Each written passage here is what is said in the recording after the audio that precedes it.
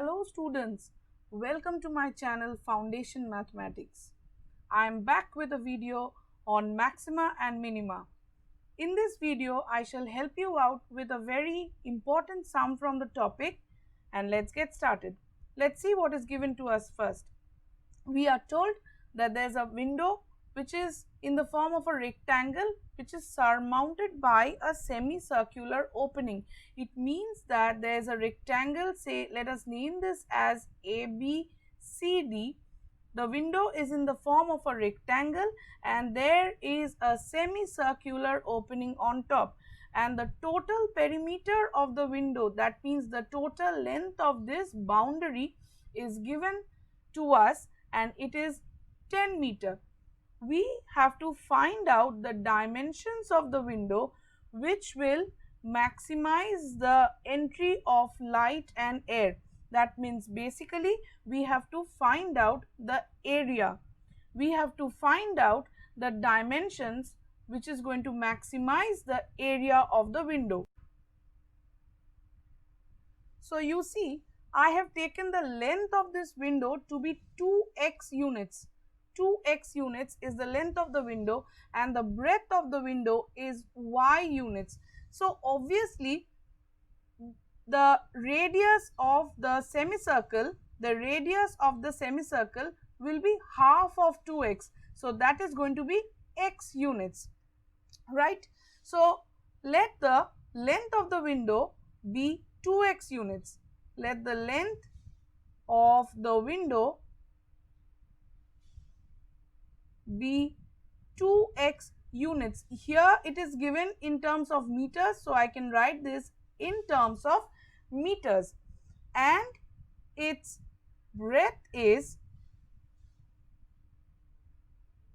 y meters. So obviously if you refer to this figure that I have drawn for you, you can say that the radius of the semicircle is x meter. Radius of the semicircular opening is obviously half of 2x, that is going to be x meter. So now how do we write the perimeter of the rectangle? Perimeter of the rectangle, here in this case we will not consider the side AB. If you look at the figure, the perimeter of the window is going to be the sum of the lengths of these three sides, that is AD, DC, CB. Along with that, we are going to take this curved length. So this is going to be the perimeter of the window. Therefore, perimeter of the window is given by the length of the three sides, rather the sum of lengths of the three sides, which is 2x, y from here, that is we are getting 2y, and obviously the curved length of this semicircle. So it is half of 2 pi r, that is simply pi r, and r in this case, that is radius in this case, is x. So we have pi x. This is going to be the perimeter of the window, and we are already given that the perimeter of the window is 10 meter. So we can write 2x plus 2y plus pi x equal to 10. This is our first equation. Here again we have two variables, one is x and the other one is y. So we will rather represent y entirely in terms of x. So we can write y as y is equal to 10 minus 2x minus pi x whole divided by 2. This is the value of y, and once we get the value of x, we can substitute in this, which I am naming as 2, and we can find out the value of y. Let us write the expression for area. Area of this window is the sum of the area of this rectangle and this semicircle. It is the sum of the areas of the rectangle and the semicircle. So area of the window, which I am naming as A, area of the window is given by, this I am naming as A, and this is my objective. I have to maximize the area so that the opening admits maximum light and air. So area is given by, obviously area of this rectangle is given by length into breadth, that is 2xy, and the area of the semicircle is given by half of pi r square. So in this case r is x, so it is going to be pi x square by 2. So this is A equal to 2xy plus pi x square by 2. I will substitute in place of this y. I will use 2, the expression given by 2, and I will get a new equation which is entirely in terms of x. A equal to 2x, in place of y I can substitute this, I can write y equal to 10 minus 2x minus pi x whole divided by 2, and this remains as it is. Pi x square by 2 remains as it is. Then I can make a little bit of simplification. I can do a little bit of simplification. This 2 and this 2 gets cancelled, and if I open the bracket, I have an expression entirely in terms of x. So I have 10x minus 2x square, and this gives me minus pi x square plus pi x square by 2. So if I calculate this, pi x square, this is minus pi x square and this is plus pi x square by 2. So from here I am getting 10x minus 2x square minus pi x square by 2. Here I have got A entirely in terms of one independent variable, which is x. Now what do I have to do for the critical points? I have to find out the first order derivative, that is dA dx, and I have to equate that with 0. So let us first find out dA dx. That means I am differentiating this expression which is given by 3 with respect to x. So I have 10, by differentiating x square I have 2x. So from here I am getting minus 4x, and by differentiating the third term I am left with minus 2 pi x by 2. So this 2 and this 2 gets cancelled.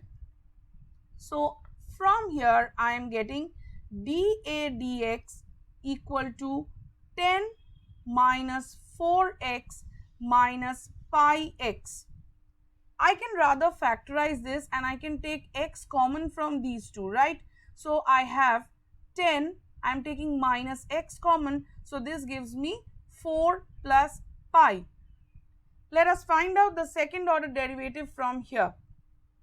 So second order derivative is obtained by differentiating this again with respect to x.